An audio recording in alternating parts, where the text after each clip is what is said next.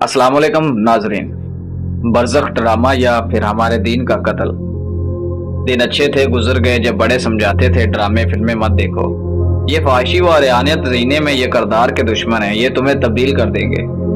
हमने बड़ों को समझाना शुरू कर दिया, सीखने को मिलता दुनिया में क्या हो रहा है, नॉलेज मिलती है, मैसेज सीखने को मिलते हैं, जहन खुलता है। ये ड्रामे तो जहनी कुशादगी का जरिया है।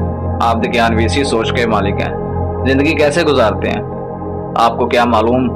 अब दुनिया जदीद हो गई है, हम मॉडर्न वर्ल्ड में जी रहे हैं, मगर फिर क्या हुआ, फिर आखिर वो मना करते करते चुप हो गए। हम जवान थे, हमारी आवाज में सख्ती थी तो वो सहम गए। फिर रफ्ता रफ्ता ये सब रोक टोक लगाने वाले आस्था कब्रों में चले गए और हम बड़े हो गए। अब आंखों में आंसू हैं, दिल गिरफ्तार है, समझ नहीं आ रहा कि हम मजलूम हैं या खुद को मुजरिमों की सफ में खड़ा करें। जमाना क़यामत की चाल चल गया, फिल्में VCR पे चला करती थी। कोई मामूली सी बोस और कनार का सीन भी आता तो रिमोट जिसके हाथ में होता था फौरन फॉरवर्ड कर दिया जाता था। VCR भी लाख में होता था, कोई बड़ा जरूर बैठता था। अब कुछ लाख में नहीं रहा, चलते हुए कदम दौड़ने लगे, दौड़ भी खत्म हो गई। अब तो तेज रफ्तार रोशनी है जो एक लम्हे में इधर से उधर कर देती है।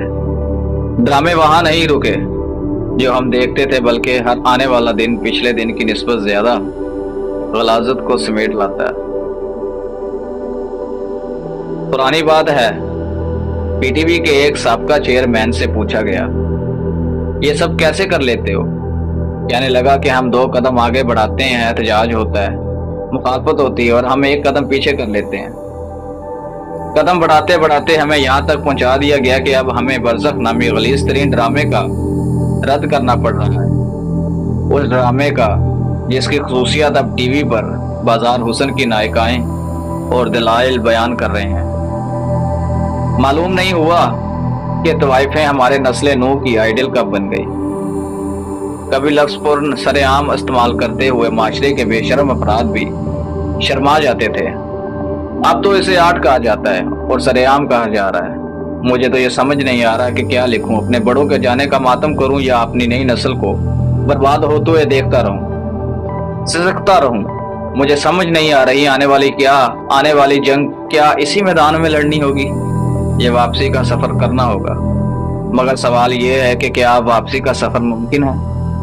अब खुद को बचाने के लिए मैदान में उतरना होगा। महज एहतजाज से ये मसला हल नहीं होगा। शिद्दत पसंदी का ताना मजहबी लोगों को नहीं दीजिए, इसे ड्रामों की जिम्मेदार खुद हुकूमत है। यकीन कीजिए कि अब हालात बदतरीन नहीं बल्कि भयानक हो चुके हैं। इस ड्रामे में पाकिस्तानी फनकारों का किरदार और माशरे में बुराई को नॉर्मल करने के लिए जो हथकंडा इस्तेमाल किया गया है, वो मक्कारी हर मुसलमान को समझ आ रही है। अब तो कुछ कर लीजिए, अब तो लिखते हुए भी उंगलियां शल होने लगी हैं। ऐ साहब, जवाब देने लगते हैं एक फितने का सदबाब होता नहीं कि एक नया फितना सर उठाकर खड़ा हो जाता है। अब बेहिसी के खोल तोड़ दीजिए, वरना बेबसी की जेल में कैद कर दिए जाएंगे। मौत की तमन्ना करेंगे, चीखेंगे, चिल्लाएंगे, मगर मौत नहीं आएगी। हमारे पास सिर्फ पछतावा रह जाएगा।